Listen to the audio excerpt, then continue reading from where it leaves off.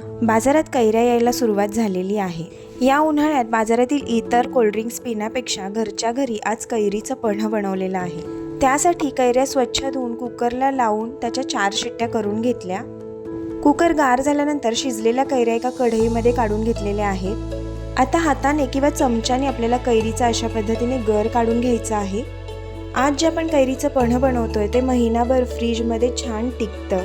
गर काढून झाल्यानंतर त्याच्यामध्ये 1 छोटा चमचा मीठ, 1 छोटा चमचा वेलची पावडर आणि गूळ घातलेला आहे। तुम्हाला जर गुळाचा अंदाज येत नसेल तर गर मोजून घ्यायचा आणि त्याच्या 1.5 पट आपल्याला गूळ घालायचा आहे। म्हणजे जर 1 वाटी गर असेल तर 1.5 वाटी गूळ घालायचा।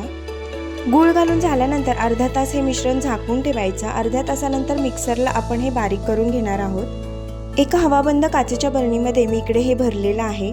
लागेल तेव्हा फ्रीजमधून काढून बर्फ आणि पाणी घालून थंडगार पन्ह प्यायला तयार आहे।